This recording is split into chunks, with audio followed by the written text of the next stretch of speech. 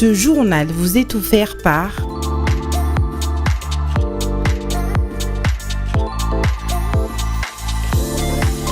Biocar. Biocar, votre confort, notre priorité.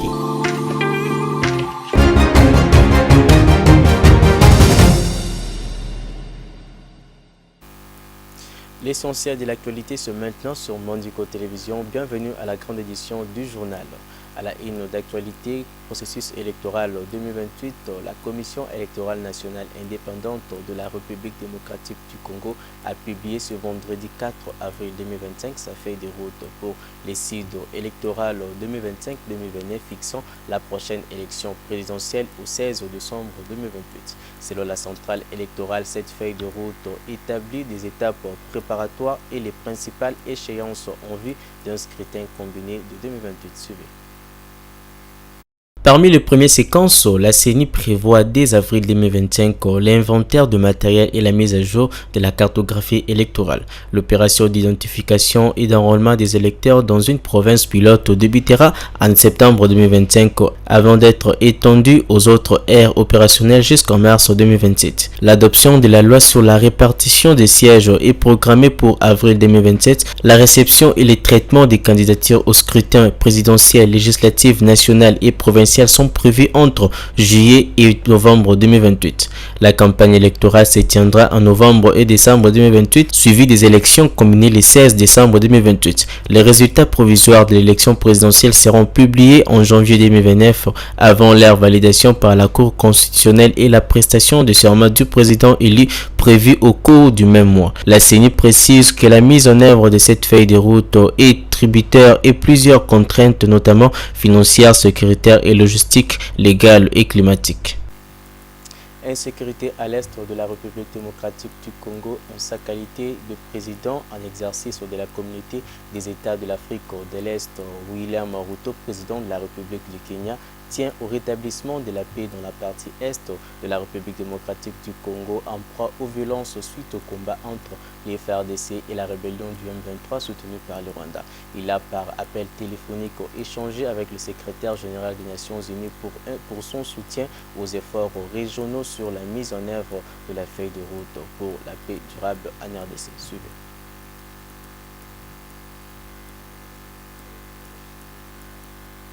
William Ruto tient au rétablissement de la paix de la partie est de la République démocratique du Congo. Au cours d'un échange téléphonique, jeudi 3 avril 2025 avec le secrétaire général des Nations Unies, Antonio Guterres, le président kenyan lui a fait part des avancées enregistrées à la suite du sommet conjoint de l'EAC et de la communauté de développement de l'Afrique australe, SADC. Par la même occasion, William Ruto a plaidé pour le soutien et l'accompagnement des Nations Unies au nouveau processus de paix conduit par la SADC-EAC. La situation sécuritaire dans l'est de la RDC continue d'attirer l'attention de la communauté internationale et des organisations régionales. Au niveau continental, les récents sommets conjoints de chefs d'État et de gouvernement de la communauté de l'Afrique de l'Est EAC et de la communauté de développement de l'Afrique australe SADC a adopté le rapport de la réunion ministérielle conjointe SADC-EAC tenue le lundi 17 mars dernier à Harare au Zimbabwe et ordonne la mise en œuvre de la dite feuille de route. Cette feuille de route détaille les mesures de mise en œuvre de résolution à l'immédiat, à moyen et à long terme pour résoudre le conflit dans l'est de la RDC où la rébellion du M23 soutenue par le Rwanda mène la guerre contre l'armée congolaise. Dans le même registre, le nombre de facilitateurs du processus de paix fusionnés Luanda et Nairobi en RDC passe désormais de 3 à 5 membres avec des remplacements de l'ancien premier ministre éthiopien. C'est la résolution phare de ces sommets conjoints virtuels des chefs d'État et de gouvernement tenus le lundi 24 mars 2025 par visioconférence. Sur le communiqué final, la nouvelle équipe de facilitation se présente de la manière suivante: Uhuru Kenyatta, Kenya; Sahle-Work Zehinde, Éthiopie; Catherine Samba Panza, République centrafricaine; Olusegun Obasanjo, Nigeria; et Kalema, Afrique du Sud. Cette nouvelle composition, selon les informations, tient compte de la demande de Kinshasa qui avait sollicité l'intégration de femmes dans le processus de médiation. Les nouvelles désignations s'inscrivent dans le cadre de la fusion des processus processus de Luanda et de Nairobi sous la supervision des dirigeants régionaux, selon un communiqué du même sommet tenu le 8 février à Dar es Salaam en Tanzanie. Les facilitateurs auront pour mission de coordonner les efforts diplomatiques et sécuritaires en vue d'un cessez-le-feu durable dans l'est de la République démocratique du Congo.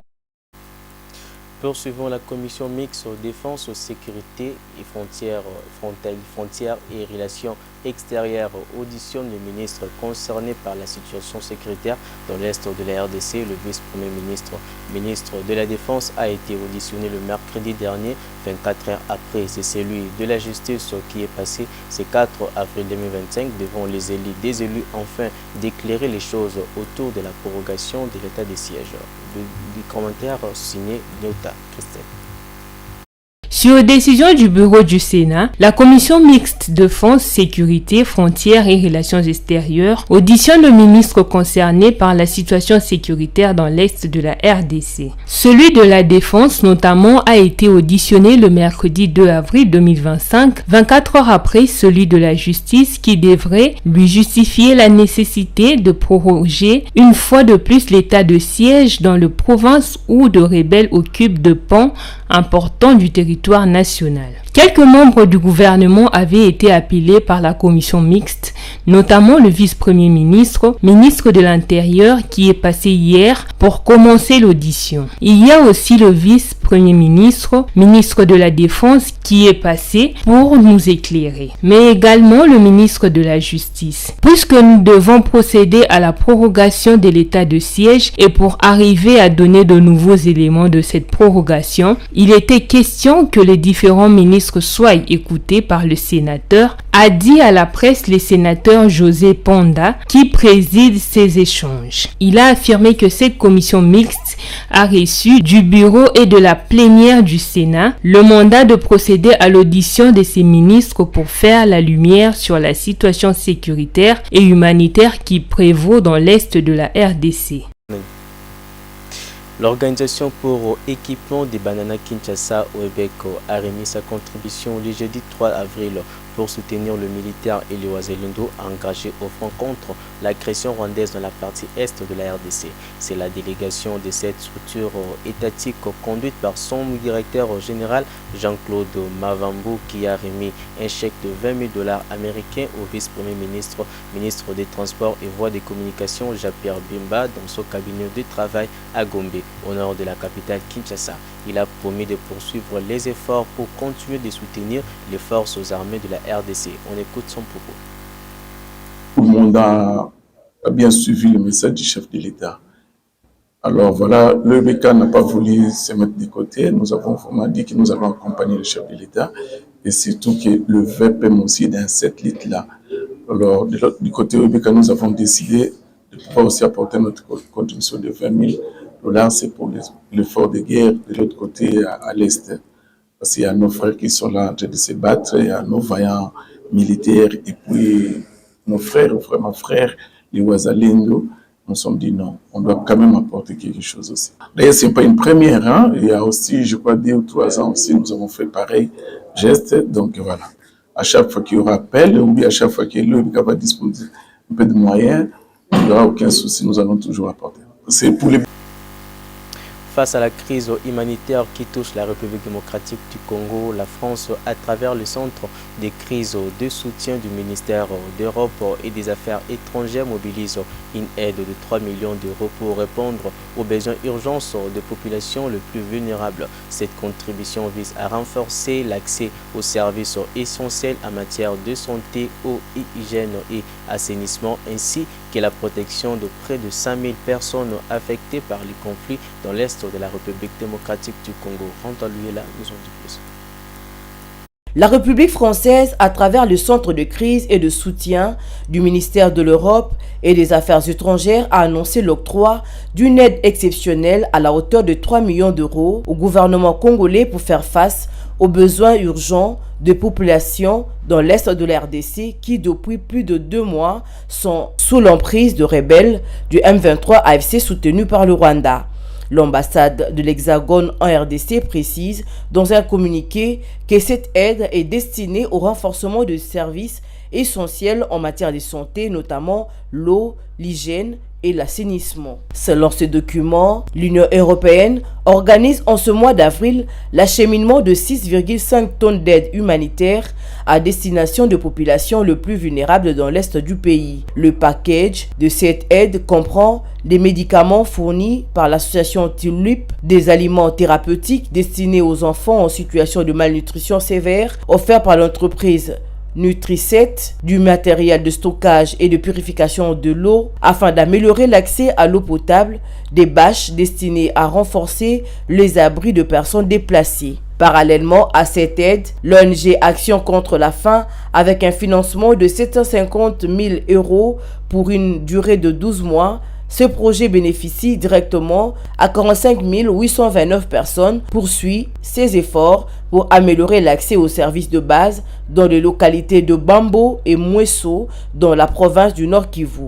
En outre, l'ONG Solidarité Internationale, de son côté, concentre son action sur l'amélioration de l'accès à l'eau potable, aux infrastructures d'hygiène et l'assainissement pour les populations déplacées, retournées et les communautés hautes dans les territoires de Niragongo, Massissi et Rutshuru avec un financement d'1 million d'euros sur 12 mois pour une intervention destinée directement à 52 000 personnes, leur garantissant les conditions de vie plus sûres et dignes malgré l'instabilité persistante. D'après sa dernière évaluation publiée le 27 mars dernier, la classification intégrée de phase de la sécurité alimentaire a noté une détérioration de besoins humanitaires en RDC avec un plongement de 2,5 millions de personnes de plus dans une situation d'insécurité alimentaire aiguë, faisant un total de 28 millions de personnes au pays, le nombre le plus élevé jamais enregistré avant. Dans un communiqué, le Programme alimentaire mondial PAM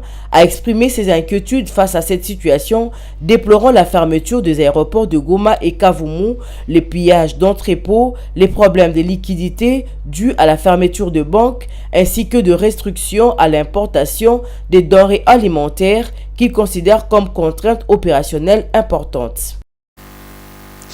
Autre chose à présent, et pour finir cette édition, la diversité et l'indépendance alimentaire sont au cœur des journées scientifiques organisées par la faculté de sciences agronomie et de l'université de Lubumbashi Ilundu dans la province du Haut-Katanga au sud-ouest de la République démocratique du Congo.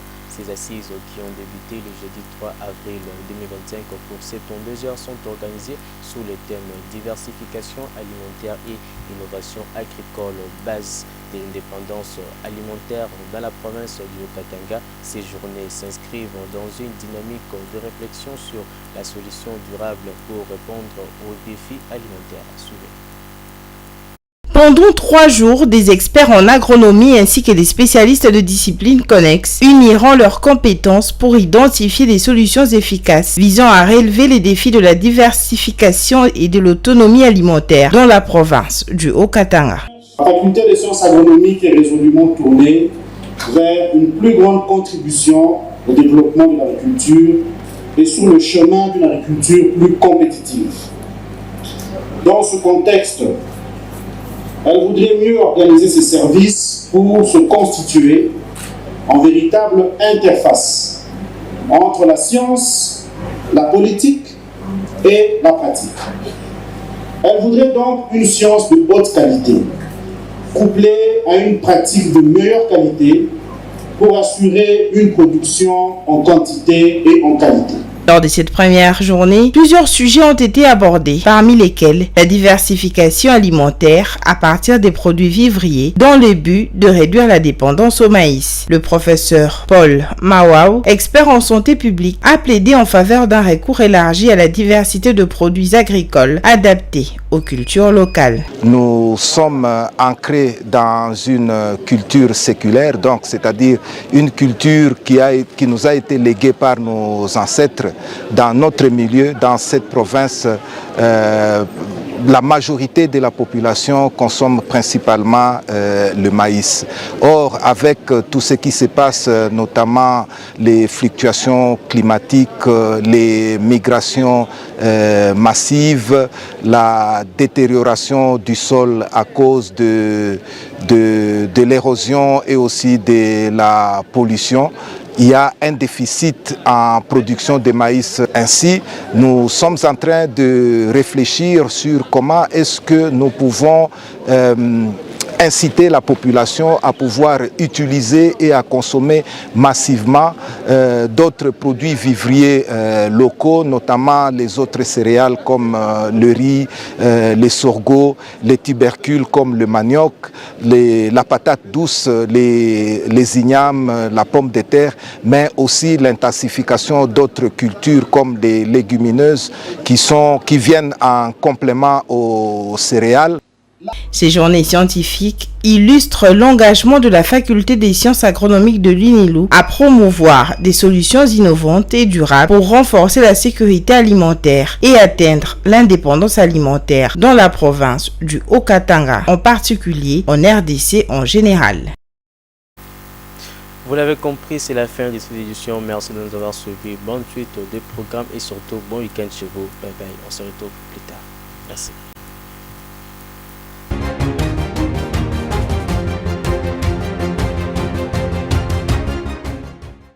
Ce journal vous a été offert par